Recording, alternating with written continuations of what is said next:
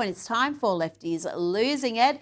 Let's start with the former President Joe Biden, who was wheeled out to again attack Donald Trump. And he also received an award from something called the LGBTQ plus Victory Institute. Joe Biden delivered a powerful message there about remembering who the hell you are. We just have to get up. As long as we keep the faith, summon hope, and get back up and remember who in the hell we are. We're the United States of America. That's who we are. We're the U.S. We're the United States of America.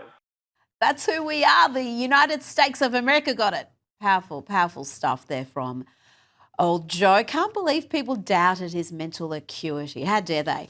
Someone else who has suffered a significant decline in recent years is Prince Harry. Remember when he was the most popular royal along with the Queen, when he was beloved in the United Kingdom and beyond, the second in line to the throne? He's now reduced to this, whatever this is. So if you was treated like a king for the day, what would you want me to do for you? Beg for me, probably. You'd want me to do what? Beg? Beg. Beg? Beg? B-A-K. Beg. What? Bake. Oh, bake! If that's not the most cringeworthy, pitiful and unfunny mess you've ever seen, what was he thinking? Prince Harry on soon-to-be unemployed Stephen Colbert's awful program, doing whatever that was, and then there was this. Stephen, you just have to believe. Doesn't this prove anything can happen? I mean, minutes ago, you said it was impossible. But look, isn't there a handsome prince standing in front of you right now? Look, Harry, I'm sorry. Handsome, okay. Reminder that this clown abandoned his family, abandoned his duty, not his title though. He abandoned Britain because of the media attention, the intrusion. He wanted a private life. He wanted normality for his family. He fled the awful media intrusion to do reality programs, do tell-all interviews and embarrass his family with little skits like this. You're an actual prince. Why would you want to be in one of those movies? Well, you Americans are obsessed with Christmas movies, and you're clearly obsessed with royalty, so why not? Hold on. Look, I wouldn't say we're obsessed with royalty. Really?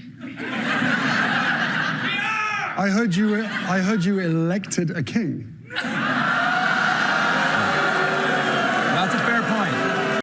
Now let's check in on the clash between pop star Sabrina Carpenter and the White House. You'll remember last week, little Sabrina had a massive tantrum because her song was used by the White House to promote the Trump administration's immigration agenda. Well, the White House has responded to that tantrum by releasing a new commercial. Have a look. I might need to arrest someone for being too illegal. Oh, well, I turned myself in. You're under arrest. You get the bag and fumble it, I get the bag and flip it and tumble it. Straight off the lot, put on the cash, and the car came with a blood in it. Lil' mama. Checkmate. Sorry, Sabrina, but that is bloody hilarious. Let's bring in Newsweek Senior Editor-at-Large and Article 3 Project Senior Counsel Josh Hammer.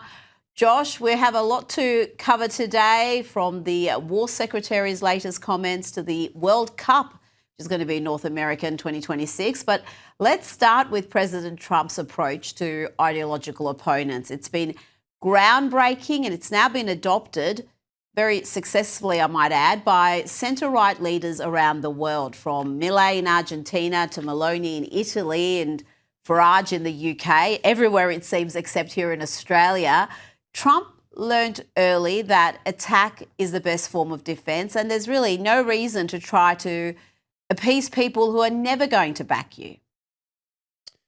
Well, that's definitely part of it. There's no point in trying to appease the unappeasable. I think there's also another element to the whole Trump approach to his political opposition, Rita, which is that he believes, as I believe, in mockery. Frankly, sometimes just snarling and just mocking your opponent for saying totally outlandish, crazy things, for really kind of being somewhat sophomoric, for at times just sounding deeply dim-witted and frankly just low IQ. there's something to be said for that, actually. And that kind of resonates, I think, with a lot of people. I'm not saying that is necessarily the number one calling card that you should do. I mean, I'm a public policy guy. I'm a law guy. I care about political philosophy. I care about battle of ideas.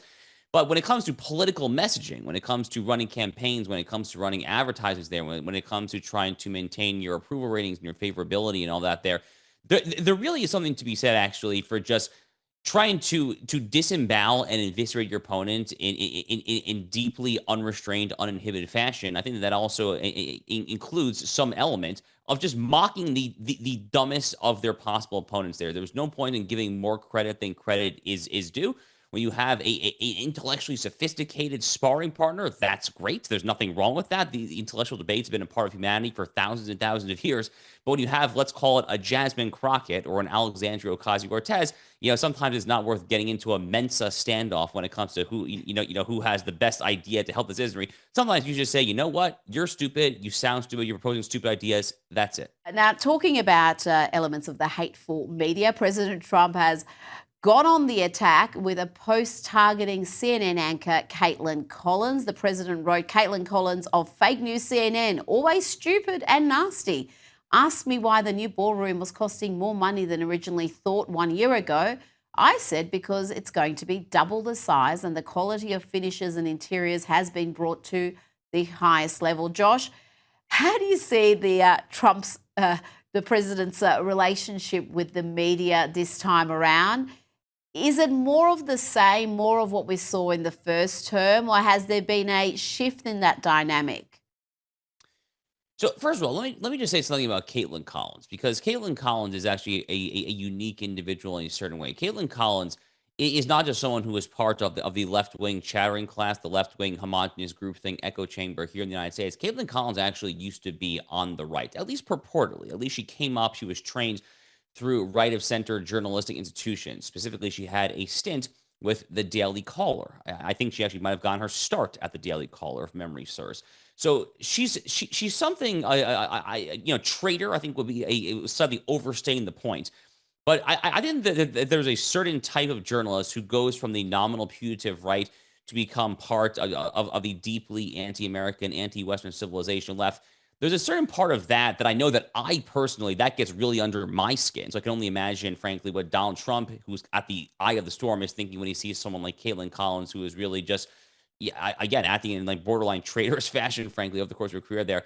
But this is part of the whole contempt and mockery approach there. I mean, I do think that his approach towards the media, Rita, more generally in the second term, is even more adversarial, even more hostile. And there's a very good reason for that, which is that the media, since Donald Trump left the office in January 2021, since he came back 4 years later, I mean, they were deeply complicit in the attempts to incarcerate him, to bankrupt him, to throw him in jail, to ruin his life, essentially. The media was complicit every single step of the way in the unprecedented, completely historically unmatched attempt to just destroy this man, to destroy this former, and now we know at that time, then future president of the United States there. So the media was complicit every step of the way. I think that you're frankly seeing the fallout of that now in this second term. We know from Isaac Newton, the 17th century physicist, that for every action, there's an equal and opposite reaction. But we also know, Rita, from Donald Trump himself, that when someone punches at you, you punch back twice as hard. So, let's not call it Newton's law of physics. Let's call it Donald Trump's law of PR, which is what you're seeing play out here in the second term. Now, it's been revealed in a Washington Post fluff piece, it was a bit of a fluff piece on Rosie O'Donnell, that the former actor comic's obsession with Donald Trump is reaching new disturbing lows, Josh. She, we know, fled the country with her non-binary child once Donald Trump was elected, but she's also got that poor child now obsessively talking about Donald Trump. And when Rosie's therapist urged Rosie to detach from posting about President Trump for just 2 days, it was a request that came just before Thanksgiving. Well, she caved almost immediately, Josh. She was posting within hours. It really is an illness. I know we joke about TDS, Trump derangement syndrome, and how it can overtake people's lives and make them completely mad. But with Rosie, it seems to have actually happened. I mean, is she working? Is she happy? Is she productive? Or is she just obsessively posting and talking and ruminating about Donald Trump. You know, Rita, I don't claim to have my thumb deeply on the scale of American pop culture when it comes to folks like Rosie O'Donnell, but I will say that I couldn't even tell you the last time that I heard Rosie O'Donnell's name in a non-Donald Trump context. I mean, what is this woman doing with her life these days? I mean, I actually have no idea. I mean, has she been cast in some like third-rate, stand-up bit on some second-rate channel? I literally couldn't tell you what Rosie O'Donnell is doing other than just kvetching and griping about Donald J. Trump. Trump and Rosie go back quite a long ways. I mean, if you think back, read all the way to the very first primary debate back in August 2015 to launch up that very chaotic primary cycle.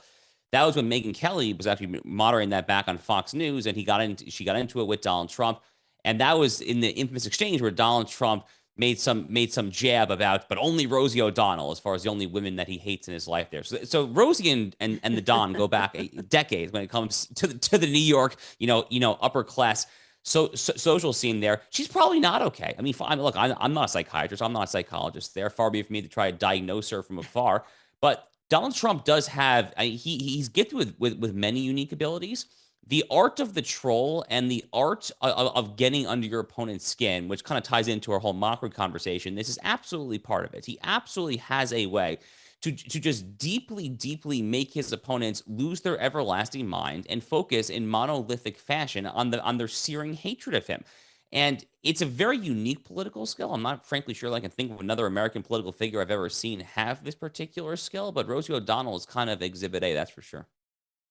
He does have that ability to make his political opponents just behave in a crazy fashion. If they would just remain normal and if they would just have a proportionate response, I think they would be a lot more successful in trying to defeat him. But yeah, you're right. Rosie already has her own psychiatrist who she's spoken about. And she told Jim Acosta during a recent chat that she was disgusted with the White House press corps for allowing Trump to verbally rape a reporter. Verbally. I mean, she is not well. Let's